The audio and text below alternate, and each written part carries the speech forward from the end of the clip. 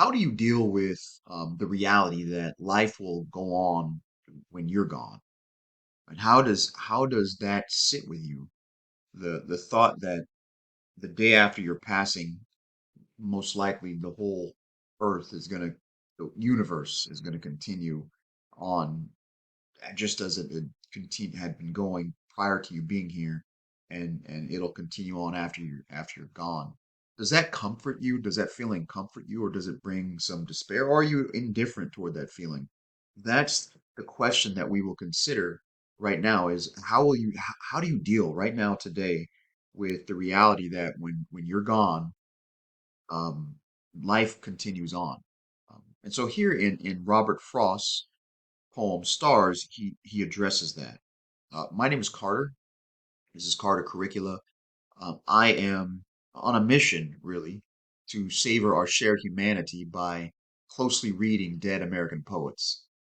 Because it is my assumption that if we read and understand these poets that have, poetry that lives, that continues on, their words continue on, and our legacy, essentially, our individual legacies can continue on through understanding their words and applying their wise words to our everyday lives where we can. So we will read the poem. I'll closely read the poem, and then we'll take a look at some of the categories of thinking so that we get a broader context for this poem. And we might be able to talk a little philosophically. And then at the very end, I will apply the poem to our everyday lives. So let's go ahead and read. By the way, this poem is from a collection of poems called A Boy's Will, and he wrote these poems early in his life after he had failed at two different colleges. He had dropped out at two different colleges, not necessarily failed, but he dropped out, or Frost dropped out of two different colleges, and then he was a very unknown poet, and then this dropped, and then put him a little bit more on the map. So I'll go ahead and read it, and then closely read it, make some sense of it.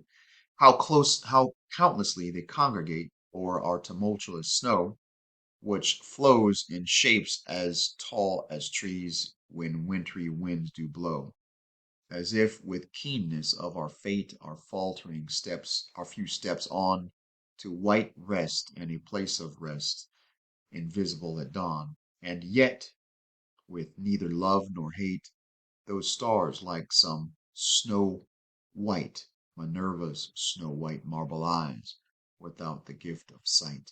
Um, I'll go ahead and ask you to pause that and maybe even reread that on your own so you could get a better idea of what might be going on.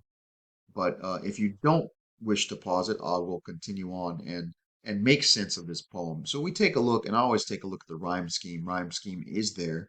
We see in stanza one, we see A, B, C, B.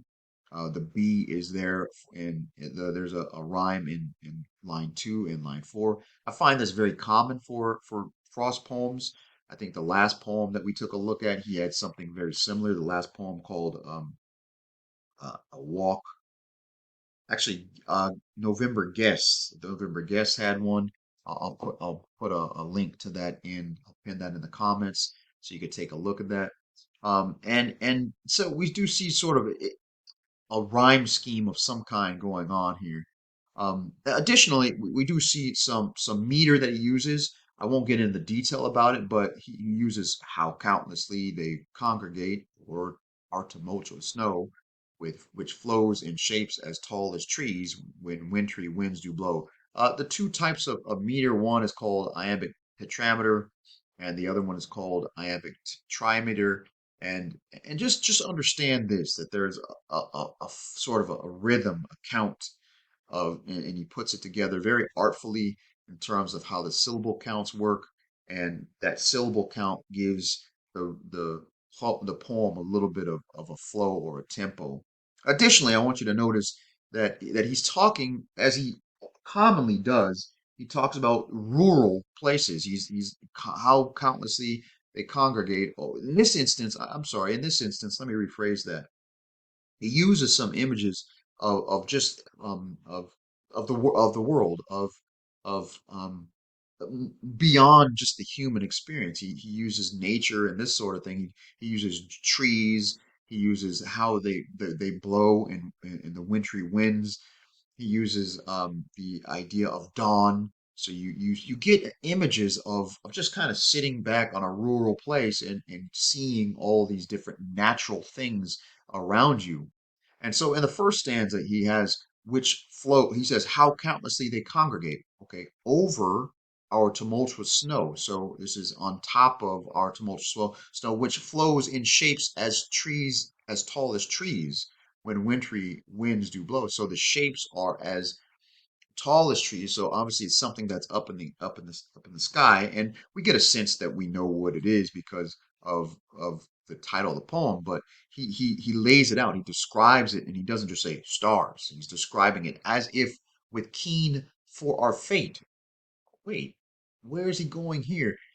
As if with keenness for our fate, our faltering few steps on. Okay, so as with aware of our own fate, as it like the when wintry winds do blow, they congregate as if they're aware of our fate. And what is our fate? Our fate is beautiful choice of words. Our faltering, our fate, our faltering.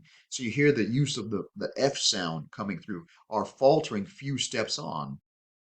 So our few steps that we take to white rest. And so it's like our falter few steps on, we are headed to white rest. What is this? And a place of rest. And so he sort of doubles that up. He layers it, the white rest, sort of this innocent rest, this rest that essentially you or I can't really avoid. It's just what it is, and it's a fact of life. It's not any different from what goes on in the world. It is natural.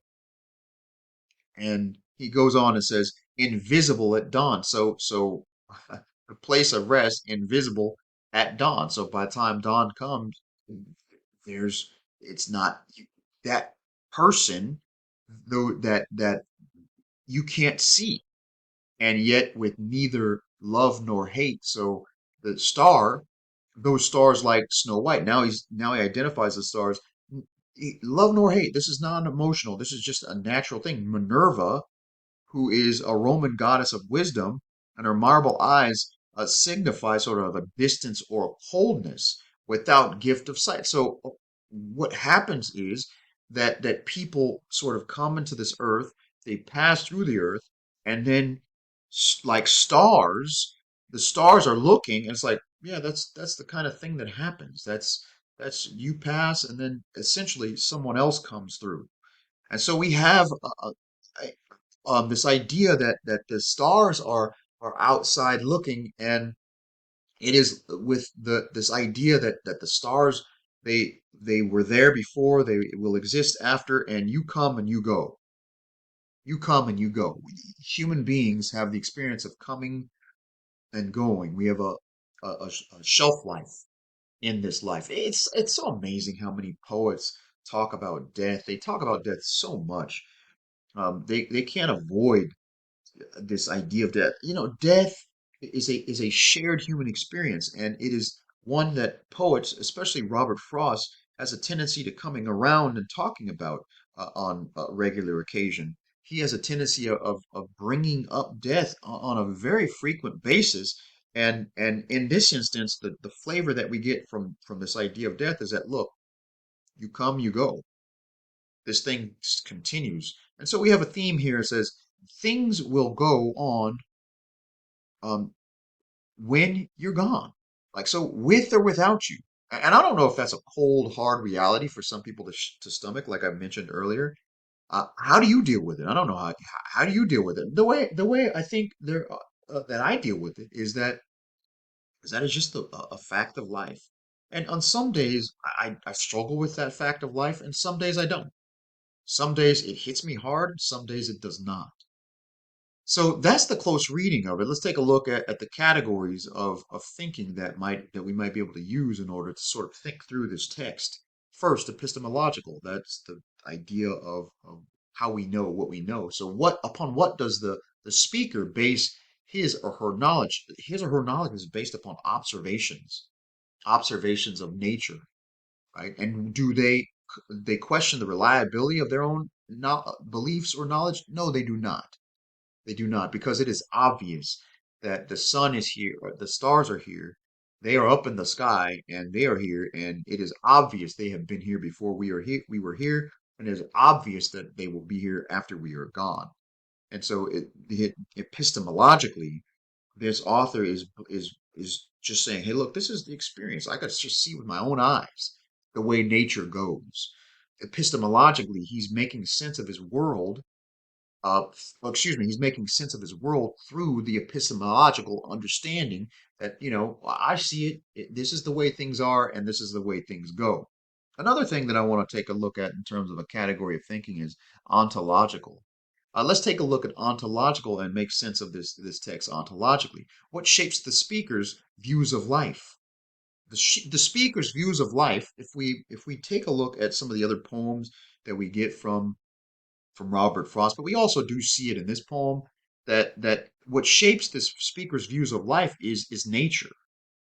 Just taking a look at nature, taking a look at and seeing the stars and understanding how things work. Seeing people die and seeing the stars stay there after people have gone. And so just ontologically, the speaker has an understanding of life based upon nature.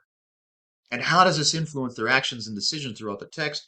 We don't necessarily see actions and decisions in the text, but we do see the person thinking about the way things are, and there doesn't seem to be any emotion that the speaker has about the situation. The speaker is rather emotionless, similar to the stars in the heaven. Just this is the way it is. This is how nature works, and let bygones be bygones. And ultimately, no matter how powerful any human being thinks that they are, no matter what any human being is able to do, ultimately we all share this same experience that we are here one day, gone another. And even if you have your name on a placard somewhere, or you've got your face carved in the side of a mountain, honestly, you're here today as a human and you're gone tomorrow. And sure, we may have memories of people, but all humans go this route. All humans are subject to this experience, and perhaps we might glean something from this experience by adapting or adopting our mindsets in a similar way as the speaker here, which is like emotionless. Emotionless. We're not emotional about the fact that we look outside and see that the sun rises and the sun sets. It's not an emotional thing. It's just the way it is. And just the way it is that one day you will be here and the next day you'll be gone and life will continue. And that's not such a bad thing. It's not necessarily a good thing. It's just the way it is. It's just the way it is. Um, this text has some pretty heavy meanings that for some of us it's hard to stomach, but for others who have considered this for a while, you come to understand like this is just the way it goes. It's just the way it goes. This is nature, and thank God for nature. That's all I have for this one. I'll see you on the next one.